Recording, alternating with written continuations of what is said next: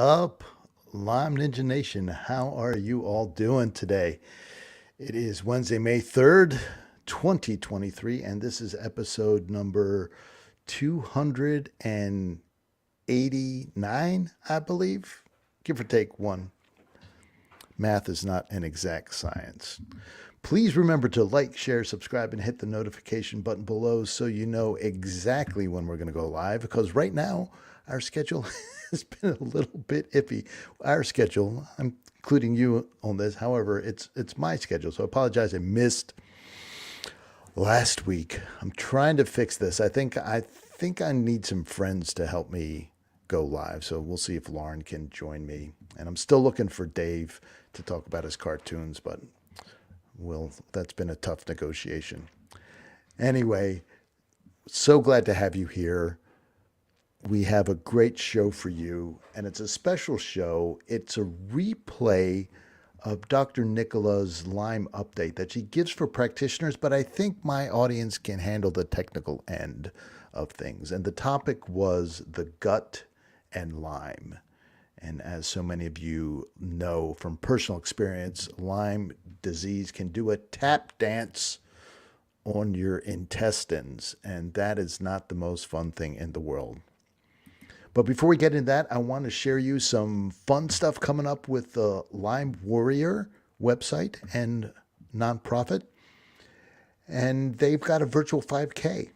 So I'd love for you to participate in this. And I'm going to share with you a quick bit I did with Lauren Lovejoy from LymeWarrior.us. And she's going to tell you all about it. So here we go.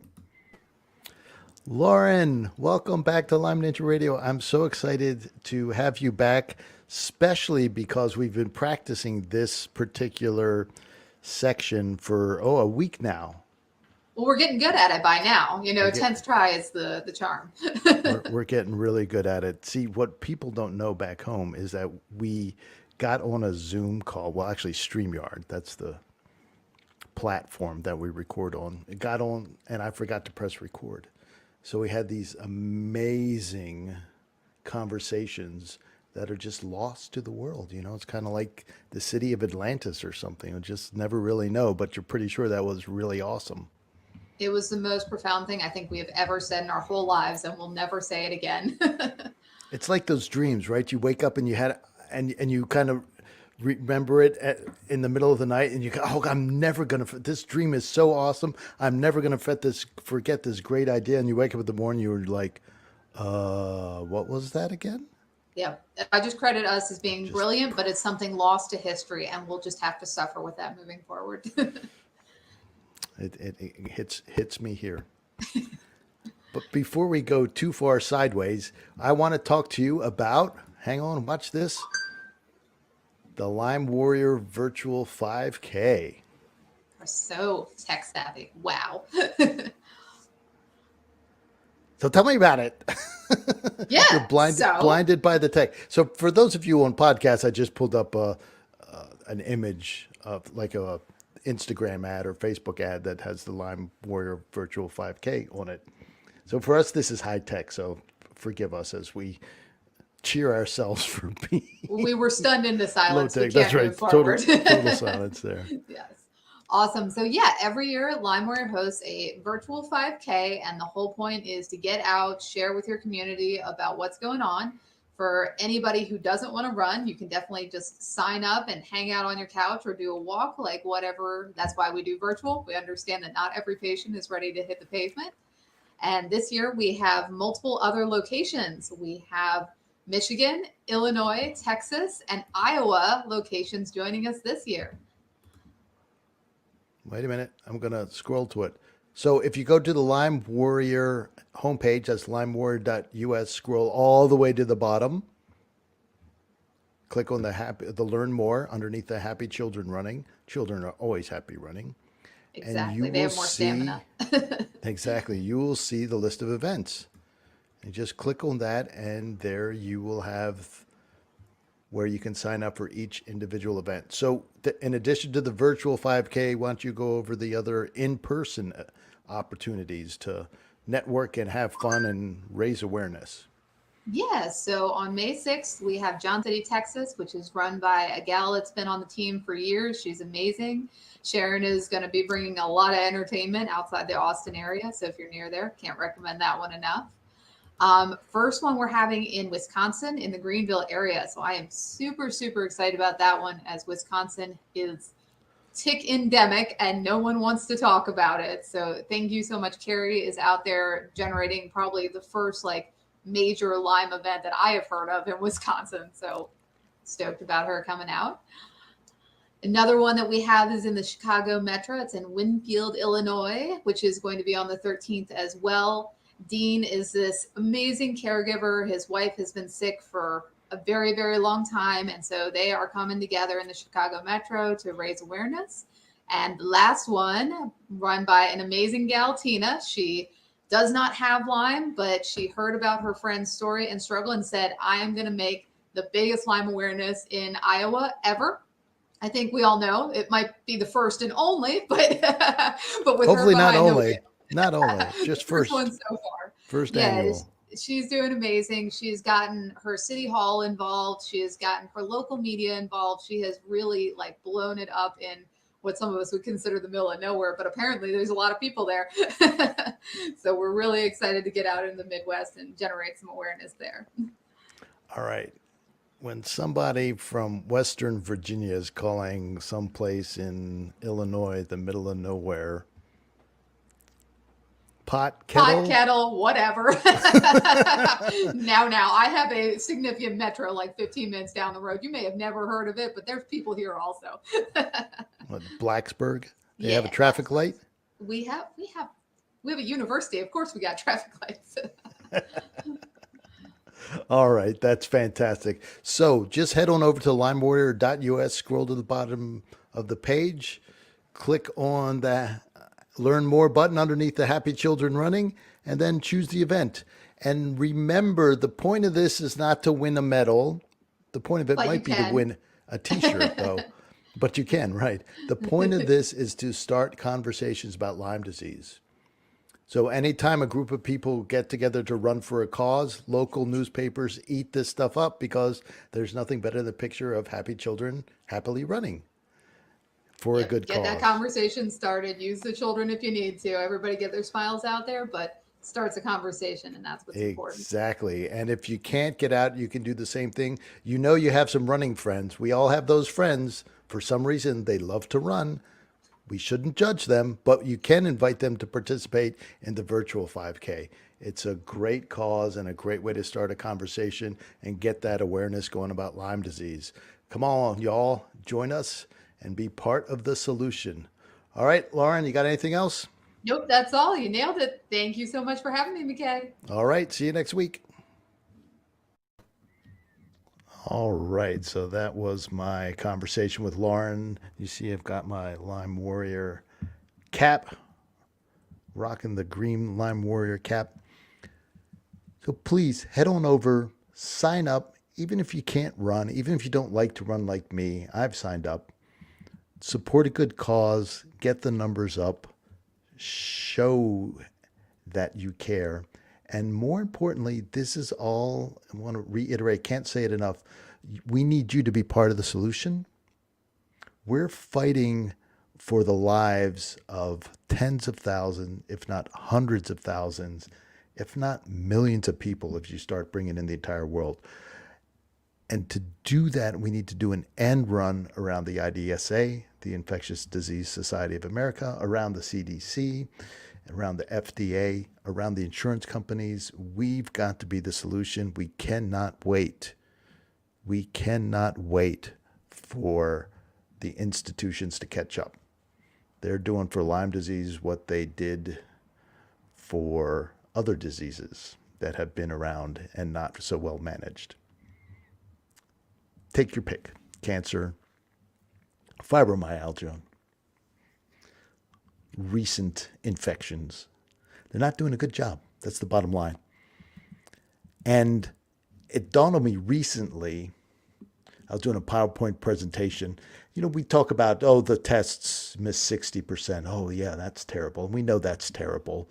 So don't rely on the standard tests that are given to Lyme disease. They're just not good for lots of technical reasons. You know that. I don't have to explain that to you.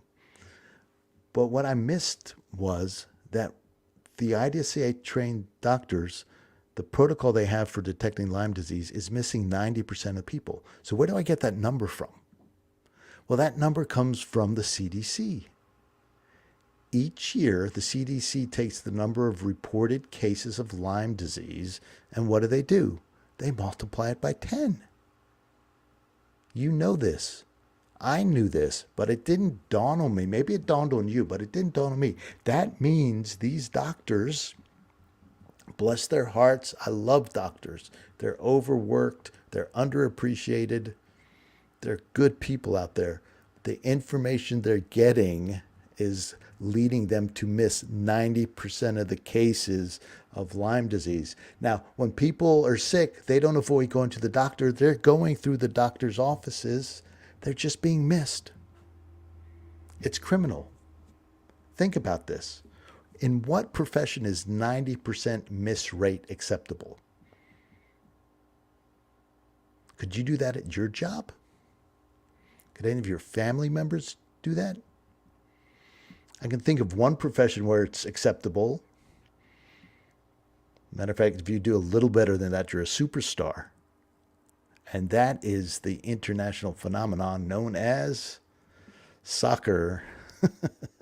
And all you Europeans who call it football, we had a chant. The U.S. had a chant during the World Cup about that. So it's soccer. Anyway, the point is, somebody like Lionel Messi, arguably the best player in the world, right? We can have a nice argument over that, over a pint at the pub. Is he the best? He's darn close. Every time he shoots a soccer ball, he makes it in slightly higher than 10%, somewhere around 11%. I know this. I looked it up. So Lionel Messi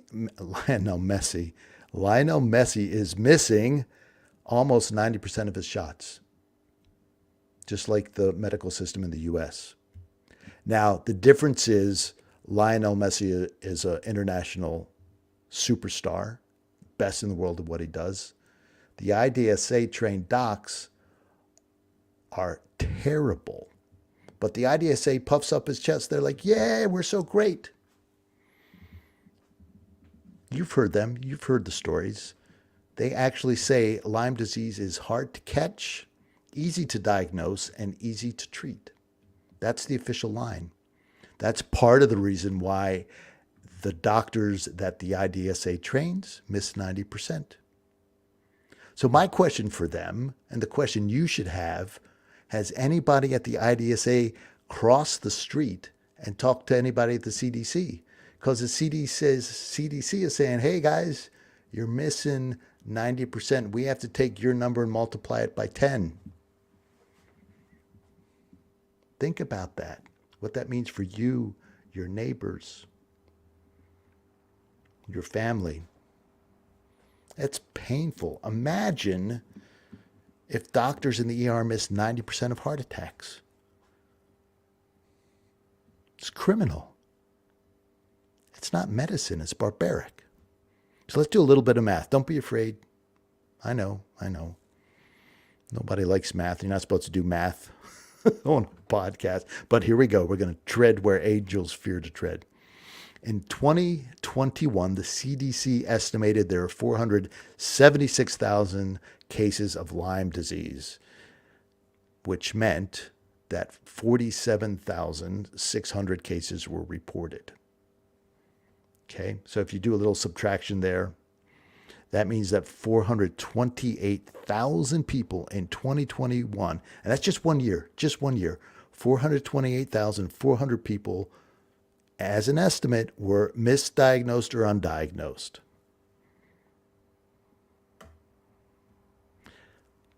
That is a massive, massive problem. Where are those people? People going around getting drugs for arthritis and they have Lyme disease. People going around getting heart transplants and they have Lyme disease. People going around suffering, not knowing, getting bounced from doctor to doctor, being told they're crazy, being told it's all in your head. Albert Einstein said, "We cannot solve our problems with the same thinking we use to create them." Forrest Gump's mama said a little more plainly, she said, "Stupid is as stupid does." But you know what? This is what I like to say. The IDSA has committed a big time Lyme crime. So I want you to join me, be part of the solution. Talk to your neighbors, talk to your friends, be bold, stand up, be counted. We can't let the IDSA and their training win the day. It's too bad. They're wrong 90% of the time. 90%. It's terrible. I bet you're better at diagnosing Lyme than most docs out there. Guarantee it. Guarantee it. So get out there, be bold, speak up. You don't need an MD after your name to talk to your neighbors, to give them an opinion. Help them. The IDSA thinks they're Lyme superstars. They think missing 9% is acceptable. They think they're playing soccer like Lionel Messi, but they're not playing soccer. They're playing with lives, your family lives, your life, your friends' lives, the lives of people in your community.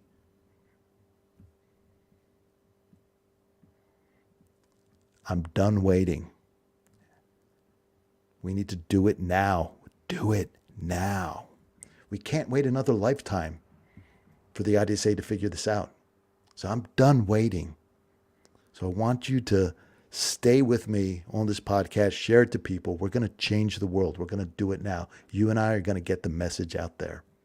That's what this is about. All right, I know that got a little intense there. I got pretty passionate.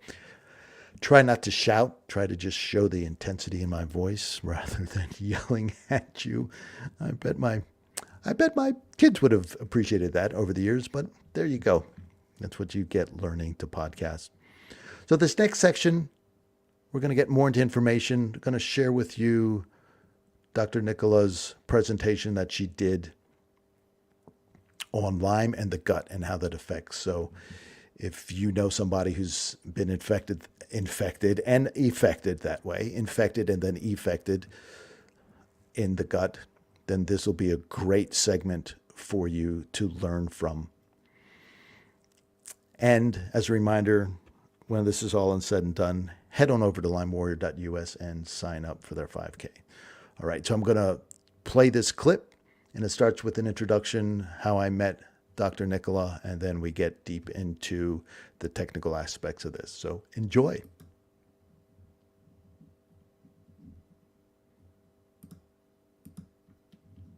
If I can get it.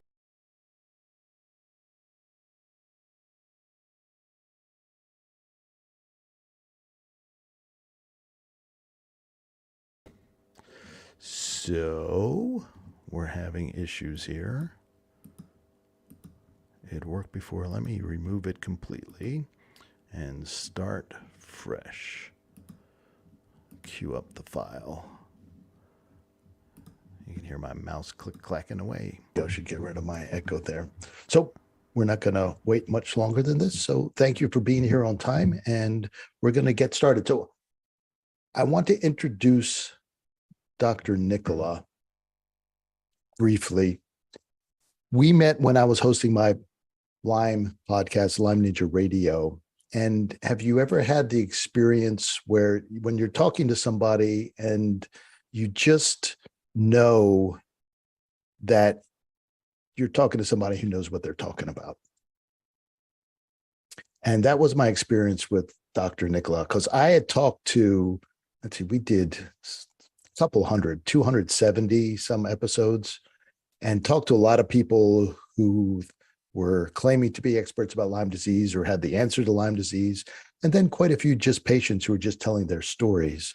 Dr. Nicola presents Lyme disease as a chess match, not as an answer. So you can understand everything about Lyme disease. You can know which way the pawn move, which way the rooks move, which way the bishop moves, and the queen and the king, all the pieces.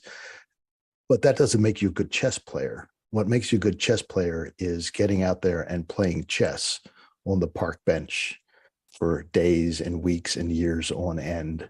And that's what Dr. Nicola is doing. And she brings that experience and wisdom. And I think that's what we need more than anything else, because there is no easy answer. If there was an easy answer, we wouldn't be here talking about Lyme disease. So that's who Dr. Nicola is to me. And I'm turning her over to you. And we're going to talk about the gut and Lyme and how they interact. So Dr. Nicola, welcome. And thank you for being here. Thank you. And you're so welcome. It's great to be here. And thank you for joining us. So yeah, like Mackay said, we've known each other for a few years now. And I've been treating chronic Lyme for about 20 years in my practice, almost 20 years. 20 years in practice in September. And so I started out the first couple of years working a lot with autism spectrum disorders, and then it sort of just naturally morphed from there. And now I work with chronic Lyme and mycotoxin illness and things like that. So, so tonight, let me share my screen and we'll get rolling here. We are going to have a little bit of discussion here. So let's share. All right. You seeing that okay? Yep, perfect.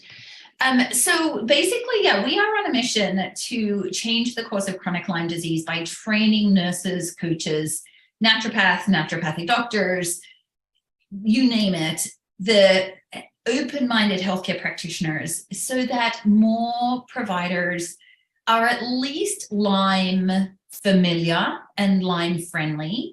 But we also have a system in place to train practitioners to become Lyme literate and very competent and confident in the treatment of chronic Lyme, no matter what their qualifications. So we have people who are nutritional coaches, we have people who are naturopaths, nurse practitioners.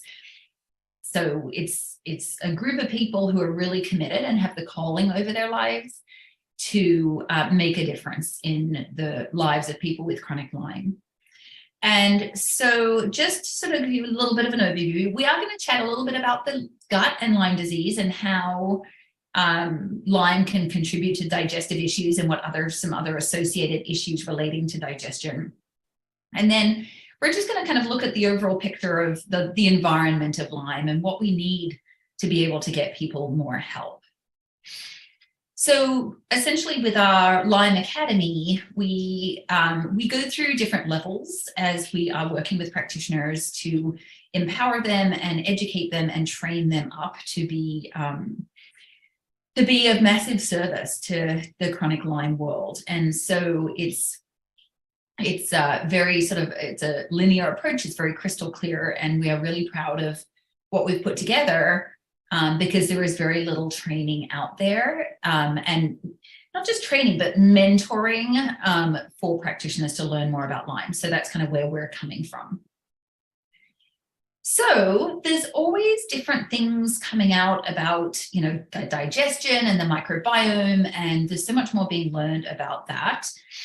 One of the things that we see in relation to chronic Lyme is always this conversation about, antibiotic therapy and how damaging is antibiotic therapy to the gut. And I will touch on that a little bit in a few minutes. But there's also new science and new things coming out. So this article or this publication is talking about using protective drugs that can minimize the negative impact of antibiotics on the gut microbiome without affecting their ability to fight harmful bacteria. And some of these may be, to combine antibiotics with anticoagulants or anti-inflammatory medications to protect the gut flora, the bacteria. And, we never want to be just kind of looking at like, okay, now we're going to use a medication. Now we need a medication to offset the side effects of the medication. That's a bit of a slippery slope of Western medicine.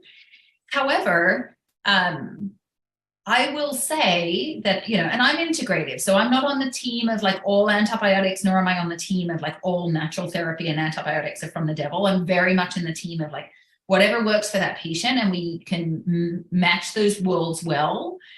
And a lot of people I've worked with have got their life back from using antibiotic therapy. So it's interesting to me and exciting to find that firstly, there's more research on the microbiome, and we're learning much more about that in general. but also that there are people who are looking for like, okay, now how can we do this? How can we give this therapy without damaging the microbiome? Because we know how important the microbiome is to so many elements of our health. So there's some interesting things going on. Here's from the Washington Post. Scientists identify thousands of unknown viruses in babies' diapers. They're actually studying dirty diapers to figure out like the microbiome in the infant gut and what things it contains, what bacteria, what viruses, like what does that mean? How does that impact us moving forward? So we're going to talk a little bit about some of the factors that that I see being related to the experience of chronic Lyme. And I might just stop sharing my screen for a minute, just so we can see each other more clearly. But there's a few things to note with Lyme and digestive health.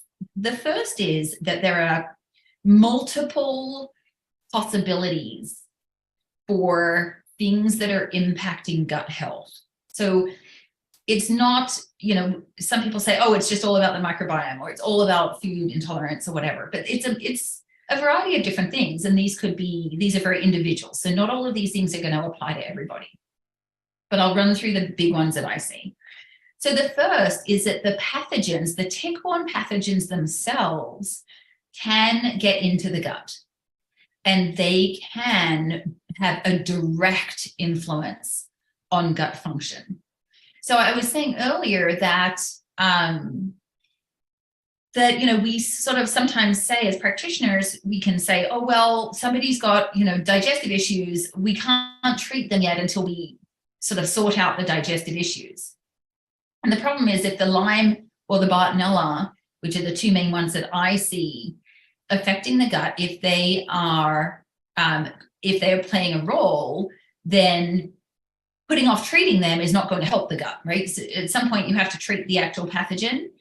And this is where I do like functional testing. And I realize from a patient standpoint, it can get expensive because a lot of it's independent labs. But a lot of these things that I'm talking about here as being possible, having possible impact on the gut are testable. So if Borrelia is in your gut, is that testable? Not directly, no. But there are other tests that we can utilize to gather more information. So the first one is looking at the possibility of Borrelia and Bartonella particularly influencing the lower GI, more the intestines.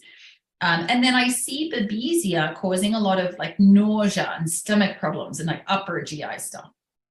So that's number one, is the pathogens themselves. The number two, I would say, is the impact of foods. So there are a couple of foods and food groups that can be more inflammatory for the digestive tract. I think the primary one would be gluten-containing foods. So gluten is a protein that's found in wheat, rye, and barley. Question mark oats, because oats in and of themselves are gluten-free, but there's a lot of cross-contamination, so they have to be certified gluten-free oats. But gluten is extremely inflammatory, and it can trigger autoimmunity in the body. So there are there's a limited, well, what am I going to say? How am I going to say this? Not every food causes autoimmunity, right? So potentially any food could cause an immune reaction in a certain person. And we see that happening both as like immediate obvious food allergies, but also as more like delayed hypersensitivities or intolerances to food. But gluten is quite unique in being able to trigger an autoimmune response. Gluten also increases a substance called zonulin in the body, and zonulin contributes to leaky gut and also to this phenomenon now they're calling leaky brain. So zonulin makes the gut lining more permeable and also the blood-brain barrier more permeable, which is problematic because it allows for more toxins and other things to cross over into the brain, which is certainly not what we want. So the impact of foods, gluten intolerance from an autoimmune standpoint, And then, IgG food sensitivities, which we can test for. We can do blood work for that and find out what foods people might be eating that's causing immune reactions. And immune reactions are naturally going to lead to more inflammation in the body. And inflammation in the gut, we know those cytokines, the chemical mediators of inflammation, can travel through the body and they can travel to the brain as well. So inflammation in the gut can cause brain issues, cognitive issues, mood dysregulation, all kinds of different things. I also see other foods like sugar, for example. Processed sugar is going to feed yeast. And so when people are eating high sugar diets, especially when people are on antibiotics as well, then we end up with the possibility of candida issues or yeast overgrowth. Okay, so sugar is very immune suppressive. There's no good reason to eat sugar. It serves no purpose. In fact, sugar is more of a drug than it is a food. It's extremely addictive, and the food industry knows that, and that's why they use it to get people hooked on their food. But there is no good reason to eat processed sugar or refined sugar at all. Whereas, things like maple syrup or honey, I mean, that's sort of more naturally occurring. Yes, it's sugary. It's got naturally occurring sugars, but at least it has some nutritional value, right? It has some redeeming factors, whereas, white processed sugar has zero redeeming factors. So that's sort of still category 2 is like foods. Gluten, dairy products tend to be quite inflammatory. And then also the impact of sugar. The next category I would say is yeast overgrowth or candida. I just thought of another one. I'm making a note of it so I don't forget. Candida overgrowth. So candida are naturally occurring in all of us. We all have candida in our gut, and that's fine. It's when it becomes overgrown that it's more problematic. I have found historically that people with chronic Lyme are more prone to candida regardless of antibiotic use. Right? So even people who have not taken antibiotics for Lyme or do not have a big history of antibiotic use still tend to be vulnerable to candida overgrowth and also SIBO. Yes, Mackay, to your point, SIBO as well. It's partially because of, immune dysregulation, immune suppression. For some people, it may be diet related, too much sugar, too many carbs. Obviously, a history of antibiotics is a risk factor, but essentially anything that causes inflammation in the gut can lead to candida overgrowth. So whenever I see, and I do a lot of testing through microbial organic acid tests through Great Plains, whenever I see yeast overgrowth as an issue, I know typically there's something else going on. There's some other causative factor that we have to try to figure out. So again, if someone's gluten intolerant but doesn't know it and is eating lots of gluten, or does know it and is eating lots of gluten, then that can make them more prone to candida overgrowth. If they've got other things going on like mold, which I'll talk about next, that can give rise to candida overgrowth too. And that can cause a lot of gas and bloating, diarrhea, constipation, but also systemic issues, fatigue, foggy brain, itchy skin, so many different things. So the next one that I would cite is mold colonization in the gut. And I can tell you 10 years ago, I had no clue how prevalent mold toxicity was in people with chronic Lyme. And testing back then was really expensive and there wasn't a whole lot known about it. I think Dr. Shoemaker really was one of the pioneers in this field. And while I think that the Shoemaker protocol is quite rigid in my view, it's very clearly defined, it's quite limited. And I think we have lots of other information now that can expand on our view of mold toxicity and how to test for it and how to address it. But now with the advent of more reasonable testing and more options for testing, I now try to do mycotoxin testing on all of my patients. And it's shocking how many people are impacted by mold toxicity. So bearing in mind, mold toxicity is very different to mold allergy, right? One can be allergic to molds without having mold toxicity, like the toxins in the body. What I'm talking about now is more mycotoxin illness, where a person has accumulated elevated levels of mold toxins in their system, and it's, you know, wreaking havoc in their body. And certainly that can impact the gut as well. And, you know, Dr. Shaw, who's the scientific director, or whatever his role is with Great Plains, he's the head honcho of Great Plains, and he's a brilliant scientist. And he really stresses that a lot of people with, majority of people with mycotoxin illness will have a colonization of mold in the gut and will have a colonization of mold in the sinuses. And so both of those things need to be addressed, along with, you know, your general detox support with, you know, glutathione and ALA or NAC or and binders. We definitely need to like try to grab those mold toxins and pull them out of the body, but you have to kill off those mold spores too. And so there are natural ways to do that with different herbal blends, but sometimes it also calls for an antifungal medication like itraconazole, for example, can be very effective to do like a 30-day course or even a 60-day course of that. So then the other thing that impacts gut function, obviously, potentially, is antibiotic use. And that usually comes in two different forms. One is just an irritation of the gut in general. And that tends to be more a side effect of certain antibiotics. Some are easier on the gut than others. Doxycycline, for example, I'd say is one of the trickier ones, especially when taken on an empty stomach, which we always advise taking it with food. But when taken with an empty stomach, it can be very irritating, and it can give rise to more like a gastritis, inflamed, you know, irritated digestive tract. The second element, or the second mechanism there, is the impact of antibiotics on the microbiome. So the bottom line is, and the fact is, that antibiotics will kill off some of the good bacteria, some of the good flora in the gut, and that can cause side effects, digestive side effects.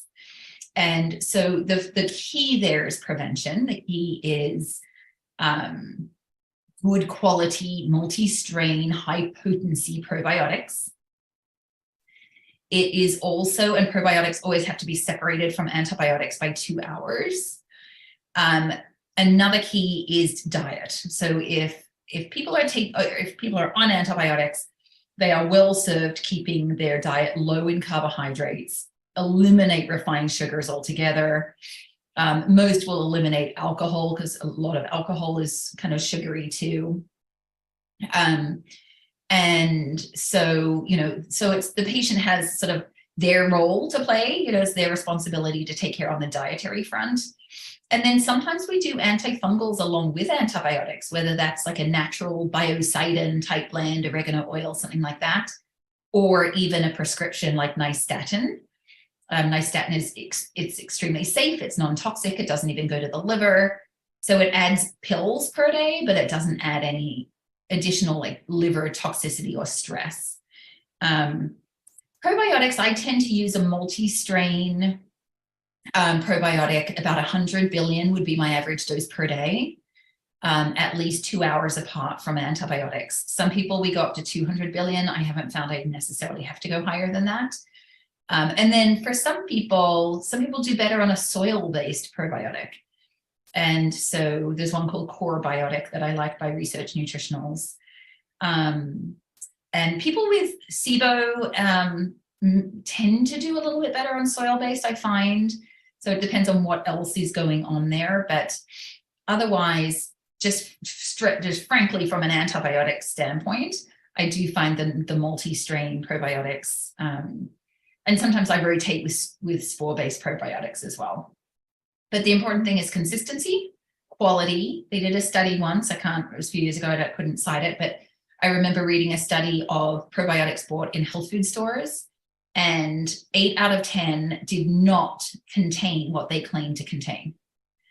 So only 2 out of 10 actually passed the test for what they said was on the label.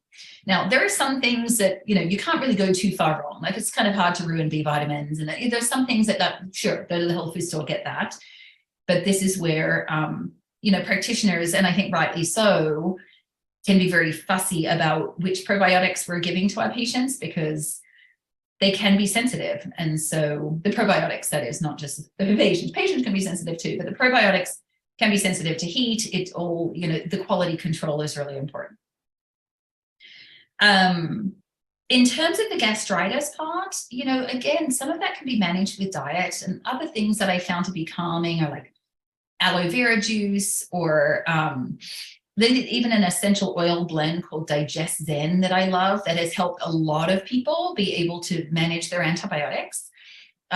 Comes either in an oil or soft gels, and it's made by a company called doTERRA. And sometimes I'll have people take one soft gel with each dose of antibiotics, and that makes all the difference between like them feeling like their gut is irritated versus tolerating their antibiotics. So sometimes just a simple natural adjunct can go a long way to helping to facilitate the protocol. Parasites would be another possibility on my list of things that can impact gut function. And I see it quite commonly that people, like chronic Lyme patients, often do have parasites. Now, there's different kinds of parasites. There's microscopic ones like Cryptosporidium and Blastocystis and Giardia. And then there's more the helminths, which are the worms. I have a lot of patients, and this is the mystery that's yet unsolved. I don't have the answer. Mackay knows exactly where I'm going with this. I have a lot of patients that are like, oh my gosh, I'm passing this, and this came out, and this was in my poop, and taking pictures and sending it to my staff on email. And what is this? And we're like, is it a worm? Is it biofilm? Is it part of the intestinal lining? Like, it's just, we don't know. And so we sort of discuss that. I think there are definitely cases where it is worms, for sure. But sometimes, I don't know. We don't know all the time. So, looking at parasites as a possibility, clues may be symptoms flaring around the full moon. That's often a parasite thing. But yeah, and there's all these theories about like Lyme being, embedded in parasites. And so at some point I typically do a parasite cleanse with my patients. And I think the cell core protocol, I'm not a huge advocate of the entire protocol, because I think from a standpoint of chronic Lyme, like there's a lot to take that doesn't touch the Lyme. It's good support stuff, it's good detox, it's good parasites, but it's not specific enough to Lyme until the later phases. So I don't use their whole protocol as it's mapped out. I pick and choose their products that I like. But their Para 1 is excellent. It's Mimosa pudica. And Mimosa pudica is a seed, so it's quite gentle. It acts like a soluble fiber. So it can actually help with people's gut function as well as being an antiparasitic. And then, of course, there's the antiparasitic herbs like black walnut and clove and wormwood. And there's a bunch of different formulas out there like that. Constipation overall, I would say, constipation has a number of different causes, but constipation overall is something that I have seen. Some of my patients have constipation, some have diarrhea, some have alternating back and forth. But the things I found most helpful for constipation, other than increasing dietary fiber, would be, taking magnesium at night is a nice, safe, natural option. Vitamin C can have the same effect, a bowel tolerance. Sometimes if you take too much vitamin C, you'll get diarrhea, and sometimes we use it that way. And then I've also used like an oxidized magnesium called oxy powder that I like. I'm not crazy about Cellcore's bowel mover as an everyday thing. It does have some stimulant laxatives in it, which is a bit of a concern for me on a regular basis, because you don't want the bowels to get sort of dependent on that to be able to work. Finally, then in terms of digestion, we're seeing a lot more mast cell activation as well. And so mast cell responses can definitely impact digestive function. And mold is a big trigger for mast cell activation. Lyme is a trigger for mast cell activation as well. But in those cases, we want to encourage people to look at a low histamine diet, because some foods are high in histamines and some foods will trigger histamines in the body. And so that is a possible thing to look at too, especially when someone's getting really reactive to a whole host of different foods. That tells me that there may either be a mast cell activation issue or just a leaky gut situation where, the the little molecules from the food are getting through the digestive tract before they're fully broken down, because bigger chunks can go through, and that's just causing a lot of immune activation and reaction. So leaky gut is always secondary to something else. I know people talk about leaky gut as like this big thing. It's always secondary to something else. So the trick is finding out what that something else is and kind of getting to the root cause. So that's my little list of things that can impact gut function in chronic Lyme. It's by no means exhaustive, but that's some of the biggies that I see. So we'll take questions. We'll have a little bit of time at the end for questions. So I'm going to share my screen again and go back here. And then if anyone has questions about any of those things, we'll take those at the end. Okay. So we want to just give kind of like a bigger picture of, the issue of Lyme disease too, and some of the challenges and some of, the information that's out there. And this is from the American Pharmacists Association. And that's very recent, Monday, April 24th, 2023. So this is very recent, and talking about recovery of children from Lyme, and, the conclusion that more children with Lyme recover from their symptoms within 6 months of treatment. So I definitely agree that children tend to respond to treatment better. I just think they haven't been infected as long, even if they were infected since birth. They just haven't had as many years to become immune suppressed, and for all the collateral damage of things that can happen to adults that have been sick for years.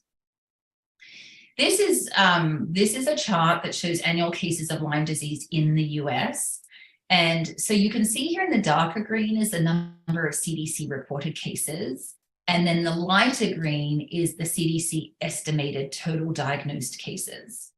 So things to notice are just, the massive growth over the years of cases and estimated cases of Lyme, but more importantly, they're reporting 10% of estimated cases.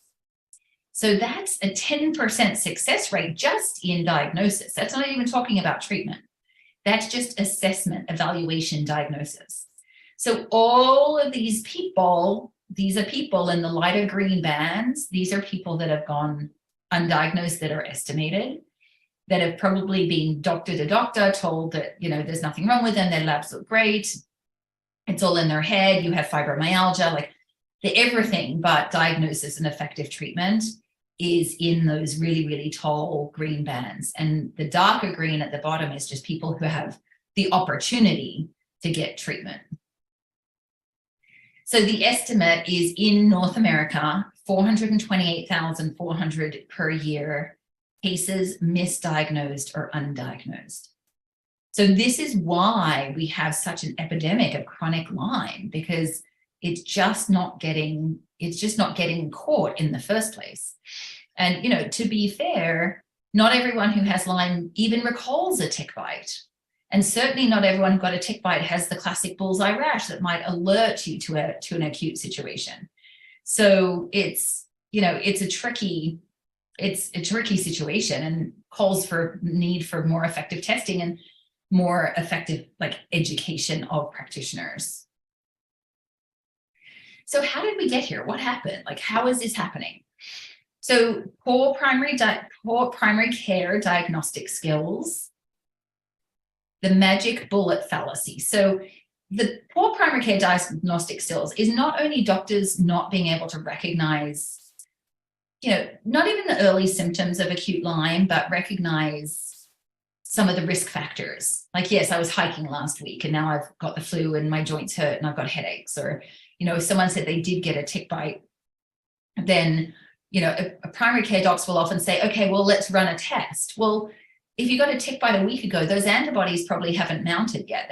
So you're not going to necessarily get an effective test at that point.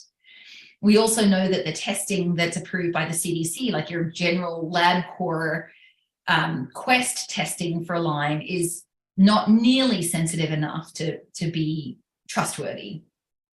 And then the weird thing with primary care is just their unwillingness to even consider Lyme. And I've had plenty of patients who asked their doctor about Lyme. I said, I've got a tick bite, I'm concerned, can I have antibiotics? And they've been shot down emphatically, like, no, there is no Lyme here, or it's not Lyme. Or even people who in earlier phases have had a positive lab result, like their doctor does run a Lyme test and it comes back positive, and they're told, oh no, that's a false positive, that's wrong, you don't have Lyme. It's like there's just this refusal to acknowledge Lyme as a possibility. So that's a problem right there. We then have the magic bullet fallacy, right? Oh yes, well, 10 days or 14 days of doxycycline is all you need, and that will 100% treat it, and and all done. And I wish it were that easy. I mean, I have had people who've been treated with short courses of antibiotics who are still symptomatic at the end, and they were denied further antibiotics. But just, 14 days of doxy is going to cure everything. Lyme, early Lyme for everybody is a fallacy. It's just not there. So the IDSA guidelines, that IDSA stands for Infectious Disease Society of America. Their guidelines are really very, very problematic. And that's one of the reasons that chronic Lyme is so controversial and so politicized. So their guidelines state that Lyme is hard to contract, that it's easy to diagnose, and as we said in the magic bullet, fallacy, that it's easy to treat. And those things are incorrect, and they're very, very, very misleading. And that has been so problematic for so many people. And it's their standard of care and their treatment guidelines that keep us stuck in the chronic Lyme world, because they direct what the majority of medical practitioners will do and what they will believe. And so when other practitioners go outside of their standards of care, firstly, it's a risk. And they're not trained. They're not trained for chronic Lyme. The IDSA states that all Lyme is treatable with a short course of antibiotics. And their guidelines say, I'm paraphrasing, but their guidelines say anything beyond that is sort of psychosomatic. Anything beyond that is in their head. And we know that's not true. We know that there is persistent infection. And so it's very misleading, because it sets the stage for, not only for the controversy, and therefore within practitioners, like having to be outside of the box of the IDSA guidelines, but it also means that there's many, many thousands of people walking around out there with massive health issues that they're not getting any answers for. So we need to look at how to get out of here. Like we've got to get our boxing gloves on, right? And get beyond that, because that is not helping people. There are too many people suffering because of that whole system that is not allowing for accurate diagnosis and treatment. And so that's kind of where we're at with our Lyme Academy and why we're on such a mission, because there are practitioners out there who are called to step up and learn about this. There are practitioners out there that want to help people. There are practitioners out there that would do more, even if it was just, I can't treat you for Lyme, but, I know where to send you. Or at least knowing like why the testing in the standard labs, LabCorp, Quest, etc., is so inadequate, and where to go to get like the most accurate testing possible. There's no one lab test for Lyme that's 100% sensitive, 100% accurate. But we know which ones are good and which ones are not. We need to look at the difference between different co-infections. Different co-infections act differently within the body. They require different treatments. Okay, we look at naturopathic treatment. We look at allopathic treatment, antibiotic protocols. How do we put together antibiotic protocols that actually work? How to mitigate Herx reactions. And then, we teach on the context of Lyme, how to empower patients, how to educate. And our whole purpose is to train practitioners to be able to help more people. That's really the bottom line of what we want to do. So we have a training coming up on May 10th. It's a 4-hour training. It's practitioner oriented. I'll let Mackay give you a little bit more details about that. There's the link for it there. But we're really excited about that. And like I said, we've got to train up an army. We really have to train up an army. So we will be able to take a few questions here. Let me stop sharing my screen so I can look at the chat. So Mackay kindly has summarized the points. We have 2 questions. One Okay. is about false positives Yep. and testing. Yep. And then the second one is about the challenge of treating all of the above, Right. right? Lyme, mold, SIBO, you know, he says mold versus SOT, and I don't know what SOT is. I have to I plead can ignorance speak to there. that. Yeah. Okay, so in terms of testing, so like I said, there's no Lyme test that's 100% accurate, 100% sensitive. However, there are some labs that are better than others. Now, I speak quite frankly about this, and it's not always the popular opinion, but the 2 main labs I'm seeing right now are IGeneX and Vibrant Wellness. And I have always used IGeneX. In my opinion, they're gold standard in the field. And if anything with IGeneX, their testing has evolved. So now they offer immunoblot testing for Borrelia and Bartonella and Babesia and tick-borne relapsing fever. So I believe it's evolved and become more sensitive. But my concern historically was always like, is this sensitive enough? Are we catching these cases? And, you know, we know that Lyme is a clinical diagnosis backed up with lab work. So whatever we find on the labs, we also have to match that with our patient and say, okay, does this make sense? Does this seem to be, is this right? And that's true for co-infections as well. And I have developed a process over the years called the co-infection provocation, and I'm going to teach it within the 4-hour training within our masterclass of how I decipher co-infections alongside lab work.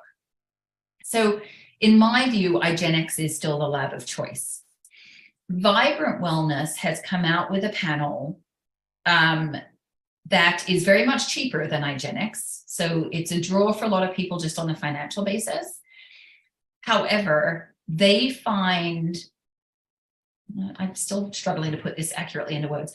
My concern with their testing is that they come up with tons of IgG markers, and that even if a marker is in the moderate range, they will count it towards the positive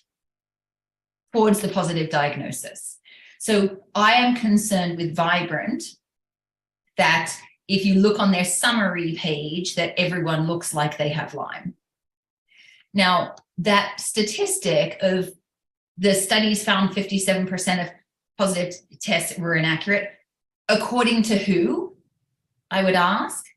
What study? Where did that come from? How did they get that data? Is that just part of the IDSA, push to say that, they discredit IGeneX, they discredit any lab that looks at Lyme testing? So I don't know. I mean, I don't know about that number or how they deduced that. I know for me, historically as a practitioner, I have seen way more false negatives than false positives. And I've also found that IGeneX continues to be the most reliable lab for testing.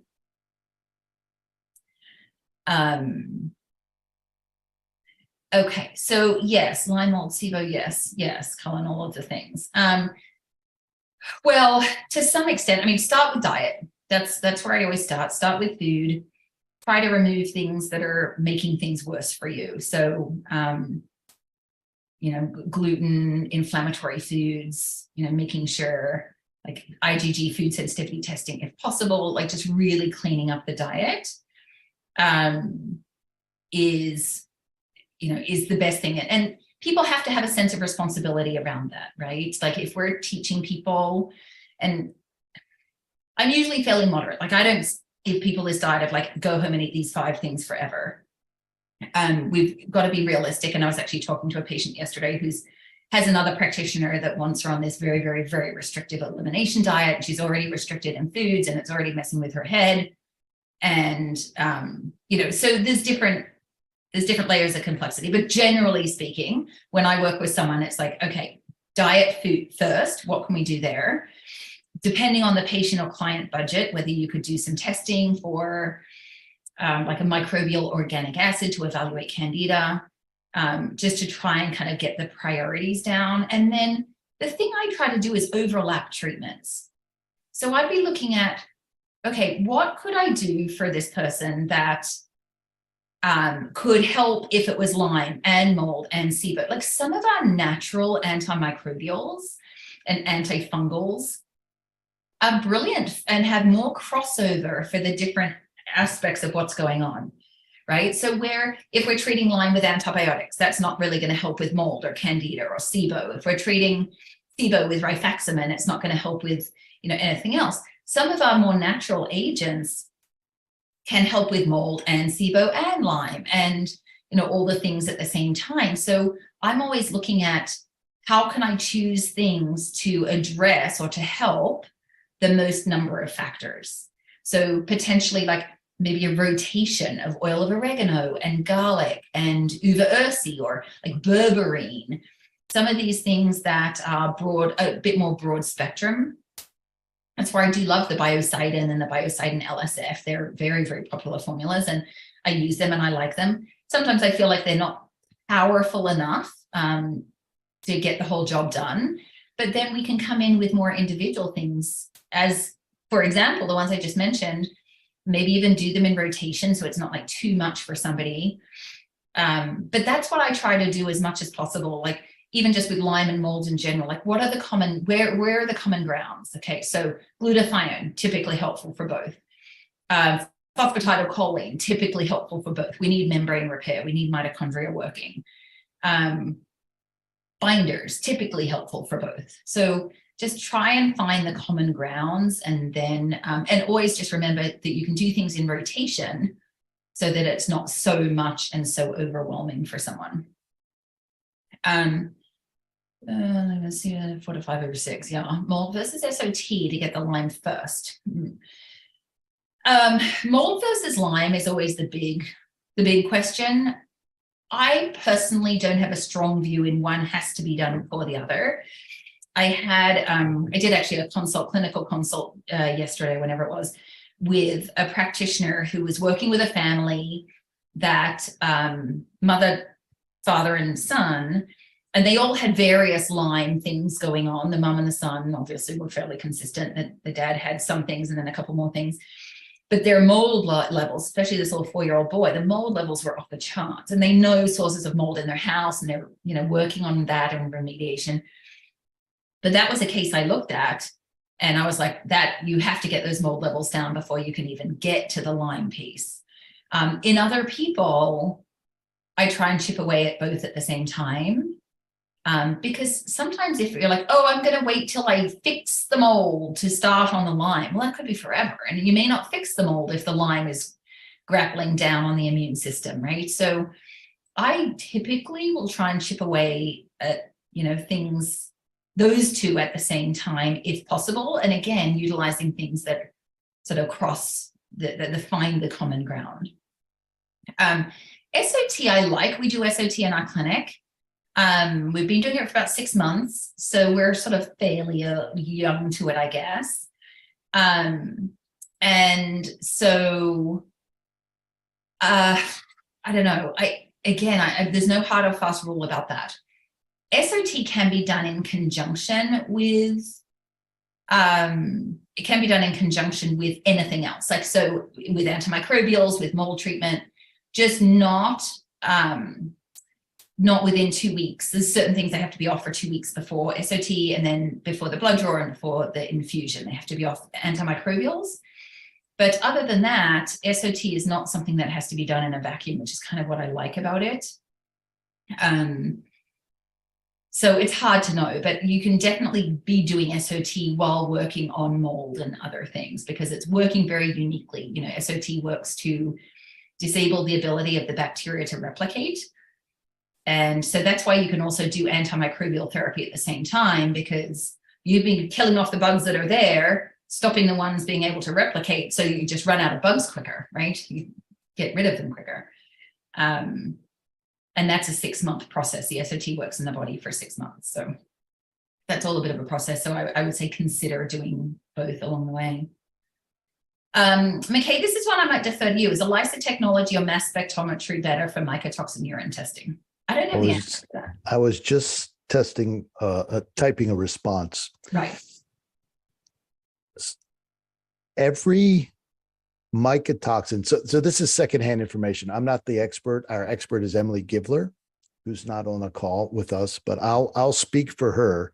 And then if you just drop your email in the chat, I'll make sure I send this out to you. If anybody else wants it, please also drop an email in the chat and I'll get it to you. You can send it to me privately if you don't want to have anybody else see it. Anyway, so backing up, each test for mycotoxins has its limitations. So you need to know what those limitations are and why you're testing. So sometimes a combination of testing is the best way if money is no object. Otherwise, you have to understand what you're testing for and how you're testing for it. So for example, excretion testing versus antibody testing.